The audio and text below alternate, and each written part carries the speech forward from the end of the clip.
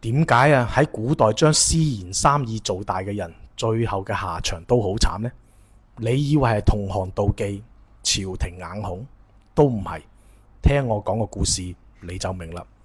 嗱，你首先想象一下，你而家自己喺古代係村入面最冇存在感嘅一個老實人，人哋都去晒種地織布，你就偷偷地咁曬鹽，村民啊當面笑你傻，同你講官鹽先係正路啊！你咁樣做簡直就喺廁所點燈啦！你又唔出聲，日頭啊扮傻，夜晚先敢將曬好嘅粗鹽一箱一箱咁搬入地窖，咁樣就過咗3年啦。成日都要避開啲鹽官嘅巡查，仲要防止啲鹽受潮。你用甘草一層一層咁包，再抹上3指厚嘅黃泥，為咗唔俾人發現，你連老婆都唔敢娶。終於等到機會嚟啦！有年夏天發水災，方圓幾十里都斷晒鹽，冇鹽啊真係好難頂噶，粥都飲唔落。命運嘅齒輪開始轉動啦，你開張啦！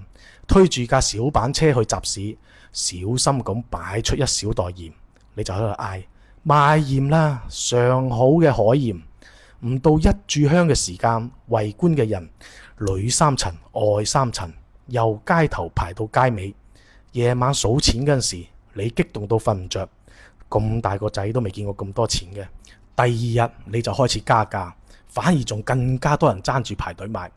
第3日你開始揀下啦，淨係賣俾有錢人、大戶人家。短短3日啫，你由一個窮光蛋變成咗附近10條村裏邊最有錢嗰個。村民對你嘅眼神都由原來嘅鄙視變成咗尊重。好多人甚至開始傳言話你個地窖起碼仲有上千斤好鹽。你以為你嘅好日子來啦，點知第4日麻煩就嚟啦。幾個地踎流民圍住你個攤，用輕佻嘅口吻同你講：陳老闆最近發咗達啦，係咁以分啖湯俾我哋啲兄弟飲下咧。你又低頭唔理佢哋，佢哋就踢翻你嘅鹽罐，你啲鹽灑到一地都係。你想撲埋去保護啲鹽，點知俾人打到豬頭咁，你忍唔住啊大嗌：仲有冇王法啊？跟住你去衙門度告官，縣令聽完你嘅冤情，面色凝重，同你講咗一句：佢一定秉公辦理。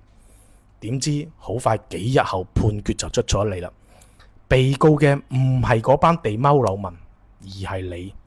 罪名就係私賣官鹽、哄抬物價、圖謀不軌。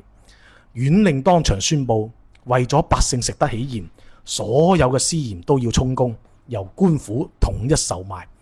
百姓聽完都開心到拍晒手掌，而你就跪喺度，眼白白睇住啲官差一箱一箱咁拉走你嘅鹽。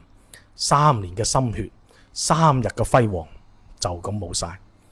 1年之後你翻出嚟，原嚟賣鹽嘅地方仲喺度賣鹽，但係賣嘅人變咗着官服嘅衙役，旁邊企住當初恰你嘅嗰班流民，價錢呢比你當年甚至貴咗30倍。